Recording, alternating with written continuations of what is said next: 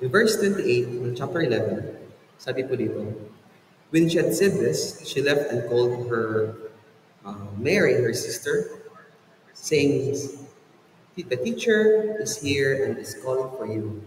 And when she heard this, she got up quickly and came to him.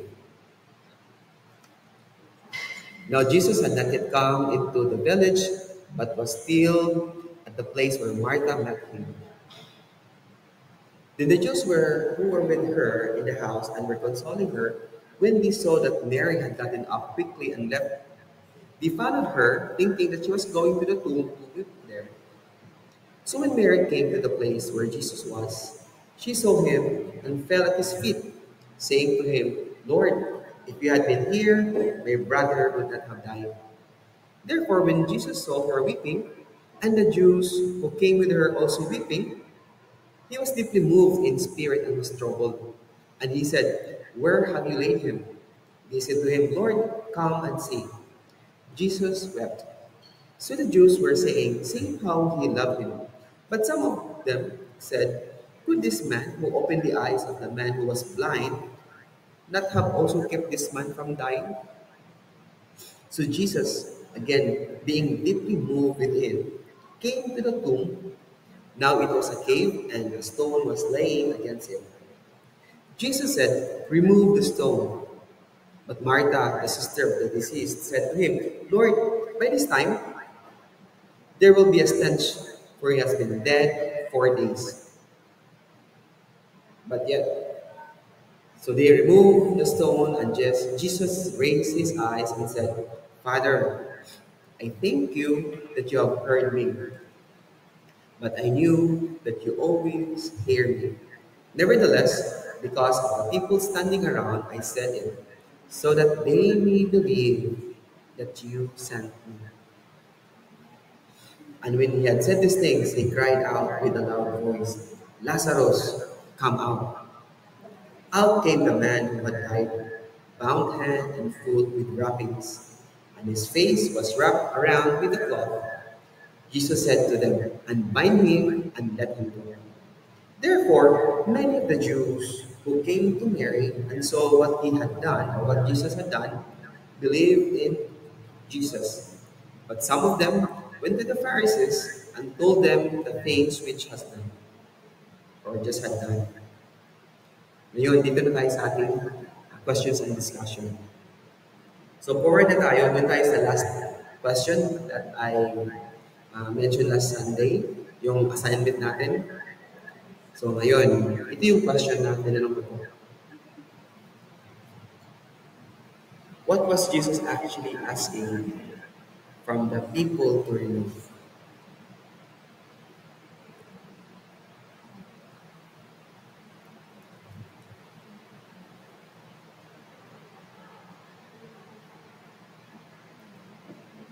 Sige po, Brother Shen or Brother Board.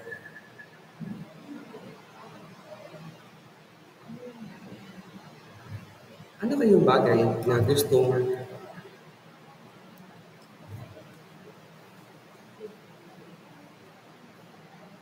ano yung gustong ipaalis ni Jesus?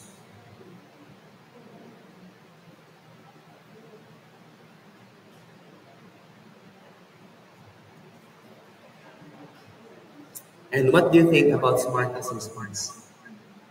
No, sabi dito, no? So Jesus, again, being deeply moved within, came to the tomb. Now it was a cave and a stone was lying against it. Ano po ba yung ano? Ano po yung, kung kasama tayo sa eksenang ito, ano kayo yung na-observe natin?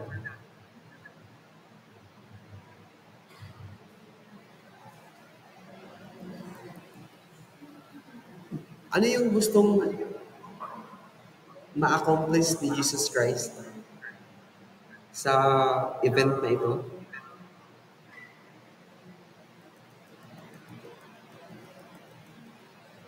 Pansin natin. Forward natin konti ha. Dito. But I knew, sabi ni Jesus sa kanyang prayer, Father, I thank you that you have heard me.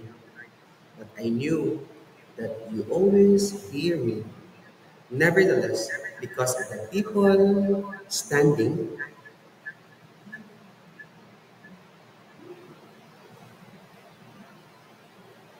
around, I said, so that they may believe that you sent me.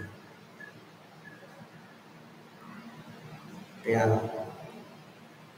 ito dito, ano yung bagay na gusto as a sa yung batong nakatakip sa kuweba kung saan nakalagay, nag-i-echo ba? Anyway.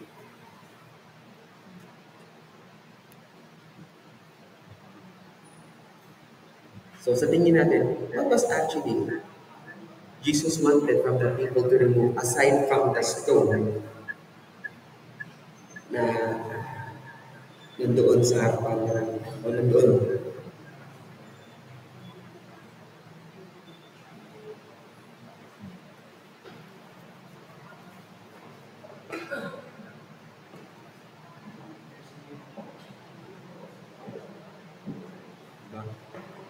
So yun. Anyone from the from online? Bong. Nabong na rin dito. Nagtingin mo dito. Bong. Bong. Tingnan natin.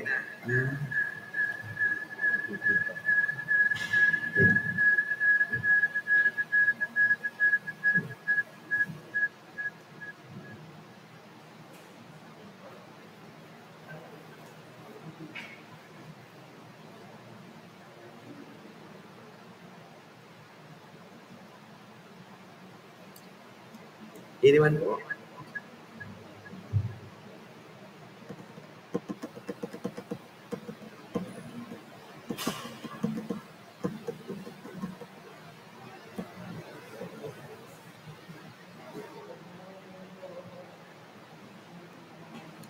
Dito po, what I also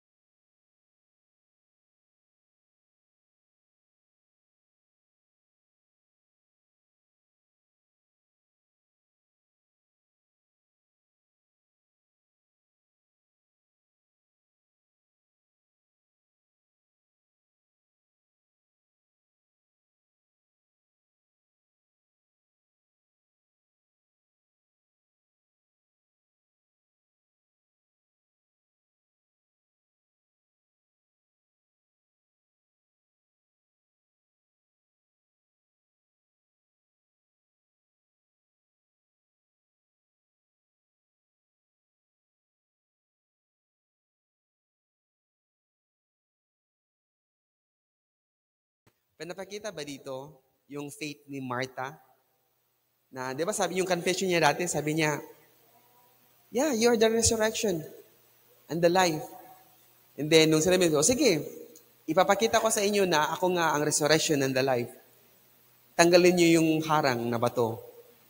Ano sabi ni Martha? Ay, wag po. Kasi, mabaho na yun kasi 4 na siyang araw na sa loob.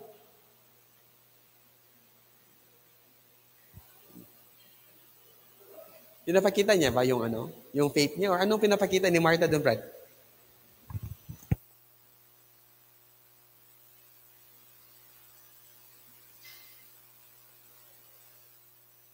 Hello.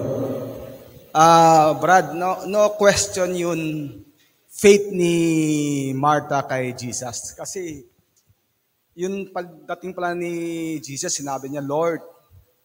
So, doon pa lang ni-recognize niya yun lordship, yun paniniwala niya sa Panginoon. Dahil alam niya na si Jesucristo can heal lahat ng sickness eh.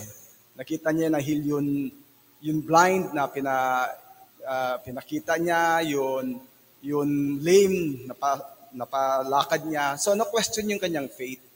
Ngayon ang question doon yung gaano ka deep yung faith ni Martha.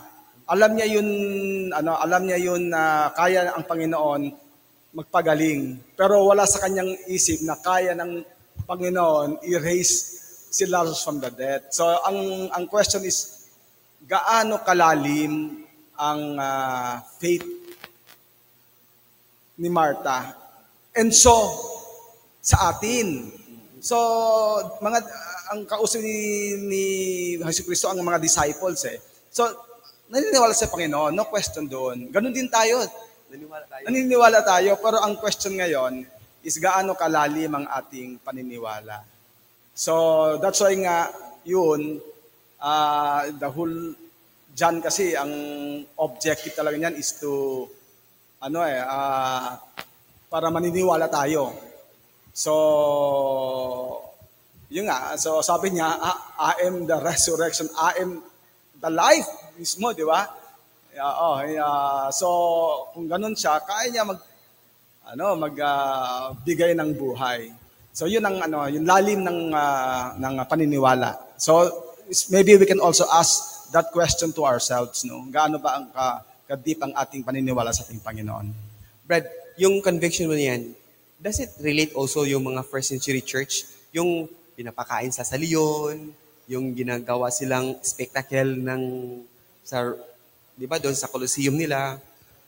Ganun din kaya yung faith na nabibuilt nila, na hindi sila natatakot na i-confess yung faith nila kay Jesus kahit na tinatakot sila ng mga Roman soldiers, na pag hindi nyo i-denounce yung paniniwala nyo kay Jesus, yung king na yan, dapat kay emperor lang kayo maniniwala. At saka yung Brad din, yun din example ng rich man na lumapit sa Panginoon, di ba? Sabi niya, nagawa ko lahat ng mga bagay na inuutos, pero yun, mayroon sa kanyang isang bagay na sinabi ng Panginoon, umatras siya eh. So ibig sabihin, hindi masyado pakalalim ang kanyang paniniwala, ang kanyang trust sa Panginoon na ang Panginoon ay kaya i-provide lahat ng bagay sa kanya. So yun dapat itanong natin sa ating sarili din. So hindi ibig sabihin na every Sunday nasa church tayo, nag-attend tayo lahat ng worship service, ng activities. Na yon, enough na yon para tayo ay masabi na tunay tayo nagmamahal sa ating Panginoon. Yeah, thank you. Thank you po. Yan. So sa verse 41 tsaka 42, so they removed the stone, and Jesus raised his eyes and said, Father, I thank you that you have heard me, but I knew that you always hear me. Nevertheless, because of the people standing around, I said, so that they may believe that you sent me. It makes sense na ngayon, Brother Fred, no? Na itong lahat na nangyayari, yung nag-delay si Jesus Christ ng 2 days, na yung sa pinakabungad ng chapter na ito, na at saka Barat, yun verse 41 yun ang parang kabuuan ng John kasi so that they may believe that you sent me. So ibig sabihin na para maniwala ang mga disciples talaga na ang Panginoong, ang Kristo, ang Mesaya, ang kaya magbigay ng buhay walang hanggang. So yun ang mensahe. Kaya sinadya talaga ng Panginoon pumunta after ilang 4 days ba? 2 days? 2 days. 2 days na tinawagan, tapos 4 days kasi 4 days na lahat. Kasi meron tradition ang mga Jewish na 3 days after death nag-roam around pa yung spirit daw, yung kanilang parang superstition nila. So sinadya ng Panginoon, ika 4 days na, wala nang question. Pag na-raise niya ma-raise sa life from the dead si Lazarus, wala na question. So para they may believe Jesus Christ. Yun talagang yun ang objective doon. Kasi pag sabi 3 days lang, ganun talaga yan. Dahil yung ang belief nila superstition nila na 3 days after that, nag-roam around pang spirit, pwede bumalik sa katawan 4 days na, wala na talaga question. Doon ang Panginoon bring to life again, na-resurrect ulit si Lazarus. So ang ano doon is so that people, the disciples may believe that Christ is God, that God is the Messiah. Yan. Yun. Ganun talaga. Kasi isang bagay na naniniwalaan tayo. Ibang bagay naman talaga yung magtiwala talaga tayo na kung ano yung promises ng Diyos, totoo at mangyayari at magaganap yun sa buhay natin. So, maganda pong, thank you for sharing. And let's also check online kung meron din mga dito po, no? Yung mga nagkukomento. So, and when he had said these things, he cried out with a loud voice. Lazarus came out. Ito kapatid, mga kapatid, what do you think that brought Lazarus out? Brother Bong, sa tingin mo, ano yung nakikita nyo dito na imagery? Sa observation lang natin, when Jesus Christ, of course no, the people outside the cave, outside the tomb, sabi ni Brother Fred kanina, they believe that a dead person was behind that stone. But Jesus Christ, what do you think? Ano kaya nakikita ni Jesus beyond the stone? Patay o buhay? Buhay. Ang tanong ngayon, ano ngayon ang nagbigay buhay or what made Lazarus get up from kung nakahiga man siya?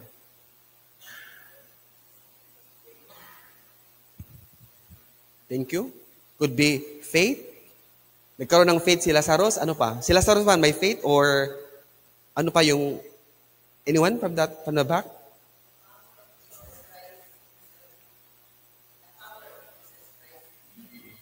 Actually, sige po, Brother Ives.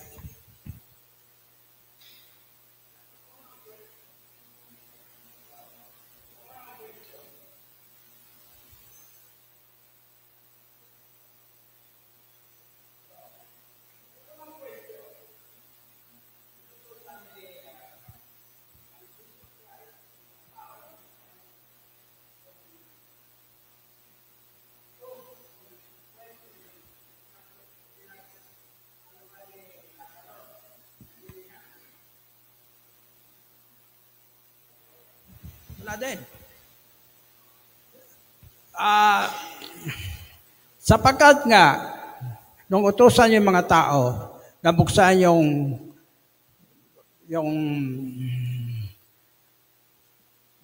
tomb yung pinto ng tomb, umano yung mga tao, hindi sila sumunod, manyari, natatakot sila na buksan yung pinto ng libingan ni Lazaro. Another one is, anong response ni Martha upang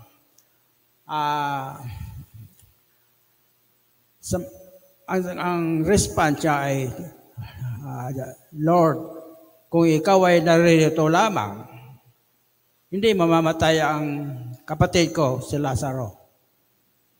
Sapagkat yung tatlong magkakapatid, Mary, Martha, Lazaro, ay mga kaibigan ni Jesus Christ. Mahal niya sila. So, what do you think brought Lazarus out? Ang palagay ko ay upang buhayin ni Jesus Christ si Lazaro at inutusan niyang umalis ka na. Ewan ko, if I'm right. Thank you.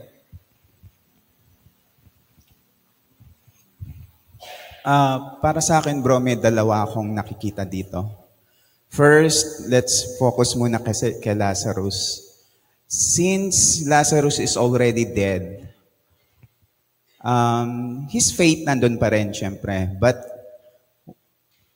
nung namatay na siya, wala nang power yung if he asks forgiveness, wala na yon. So, disregard na natin yon. Yung una is because Lazarus has faith kay Christ and they know Christ, naniniwala sila na Christ is the Messiah, He is a God. Then, nabuhay siya because yung faith niya. Okay? So, ito yon, ganito yon. When we follow Christ, we have faith up to the very end. At pagbalik niya rito, bubuhayin niya tayong lahat. Tama? Doon sa mga sumunod lamang ng totoo. Okay? Yung mga naging warm Christian, lukewarm Christian, or non-believer, disregard na yon, wala na yon. And so yun yung first na nakikita ko. No? So pinakita lang ni Christ na I am the life. Okay? Binuhay kita because you are faithful to me. Sumunod ka sa akin. Lahat ng tinuturo ko, sinunod mo. And naniniwala ka na ako ang Savior mo, ako ang God mo. That's the first one. Okay? Second, God is powerful. At His will, lahat pwedeng mangyari. Okay? So, He prayed to Father, nabuhayin niya si Lazarus, and yon, binuhay niya because of the power of God. Doon pinapakita how powerful is God. No, kung gustuhin niya, mangyayari. Like doon sa king na nag-pray for another 15 years ng buhay. Anong ginawa ni God? Because that king is very faithful sa kanya, in-extend niya yung buhay ng king na yon for another 15 years. So, doon, pinapakita na gusto kong mangyari, gusto kong buhayin si Lazarus because I have a power and I want to prove to all of you na I'm powerful. Kaya binuhay ko si Lazarus. So, ayun yung dalawa pong nakikita ko no, dito sa tanong na to. No? Thank you. Thank you, thank you. Brother Fred, would like to add more? Brother Aldrin, Sister Tess? To? Sa likod, may nagsalita po. Sis, yung sa likod, ano po yung may Brother Bong, may lady sa sister. Then si Aldrin after. Good morning po. Good morning, sis. What do you think brought Lazarus out? It's the power himself of the Jesus Christ. Kasi hindi naman siya makakalabas without the power of Jesus Christ himself. Yun lang po. Thank you.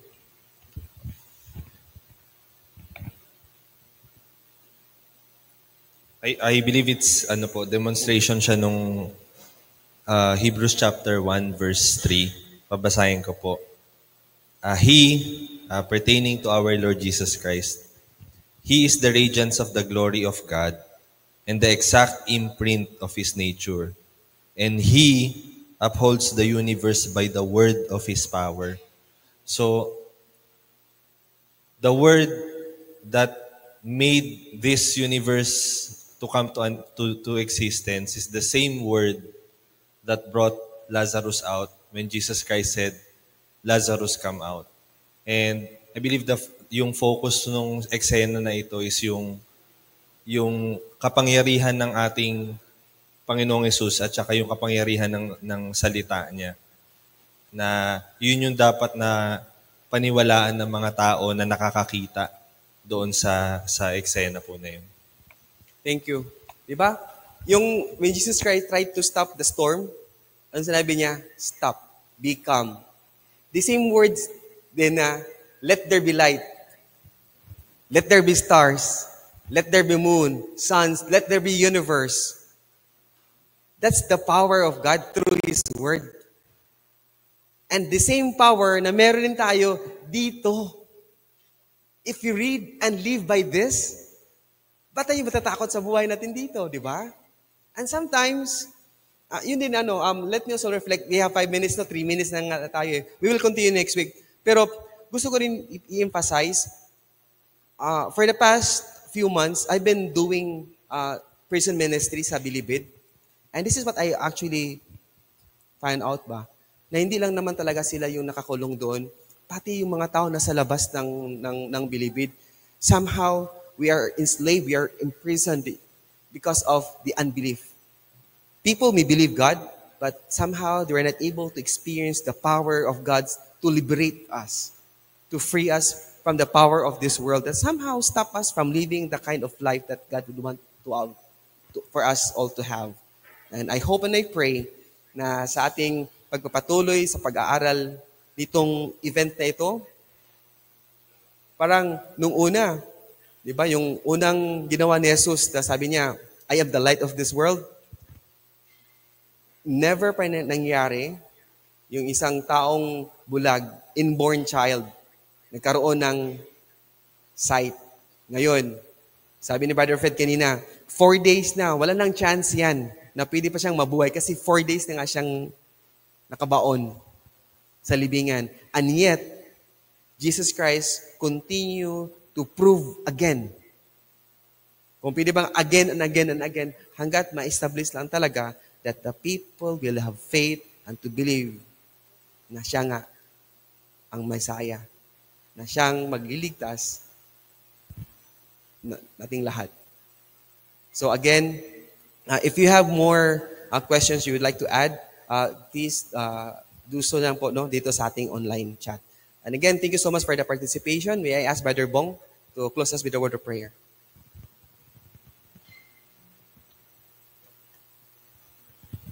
Let's pray.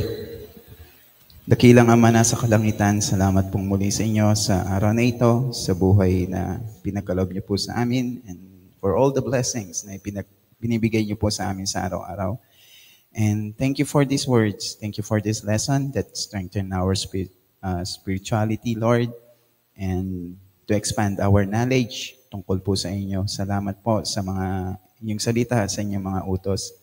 Naway ang aming napakinggan sa umagang ito, sa aming Bible study ay mamuhay sa aming puso't isipan at magamit namin to share your words, your gospel to everyone around us, Lord.